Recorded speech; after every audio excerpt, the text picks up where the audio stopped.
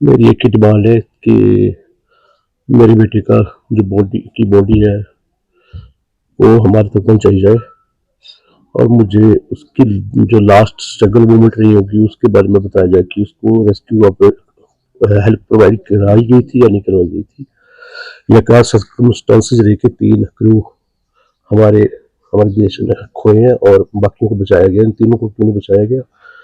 मैं अपील करना चाहूँगा अपने member of parliament Anurag Thakur ji से, मुख्यमंत्री हिमाचल सुक्खू जी से, विदेश मंत्री जयशंकर जी से, और प्रधानमंत्री श्री नरेंद्र मोदी जी से कि हमारे बच्चे का जो शरीर है उसको यहाँ तक पहुँचाने में हमारा पहुँचाया जाए। सर, क्योंकि वार ऑफ सिचुएशन के में जहाज जा रहा है, क्या आपकी बात हुई थी बेटे से कि इस मामले में कि उनका जो जहाज है वो इसलिए सेल कर रहा है? हाँ, हाँ, हमें पहले ये इन्फॉर्मेशन थी मेरे बेटे को भी कि शिप जो वो सेल करेगा ओमान तक, ओमान से वापस आएगा। तो ओमान भी ऑब्वियसली एक रिस्क जोन बना हुआ है आजकल। तो जब ओमान से फिर वो बाद में हमें पता लगा कि we are trying to go to gulf of Iran, जो कि हमारे लिए बड़ा शॉकिंग और सरप्राइजिंग था। तो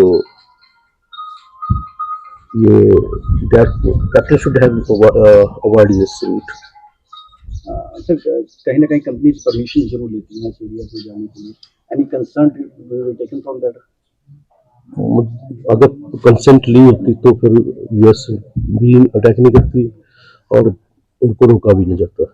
Do you demand any inquiry against the companies and or the? Obviously that inquiry will be should must be conducted, क्योंकि एक बहुत बड़ा रिस्क फैक्टर है कि एक शिप का जो कैप्टन है वो उसने किस मजबूरी में आकर के ये डिसीजन लिया कि मैं बार जोन की तरफ अपने शिप को ले जाऊं। आज बच्चे बच्चे को पता है कि स्टेट ऑफ हॉर्मोज जो एक रिस्क जोन बना हुआ, डेडली रिस्क जोन है। तो वहाँ पे हर तरह की बार एक्टिविटीज हो रही है, तो उसमें जाने के दो दो डबल डबल ब्लॉकेड लगे हुए हैं, एक ईरान ने लगा हुआ है, एक यूएसए ने भी लगाया हुआ है। तो on whose consent that captain take decision to put life of crew members in danger.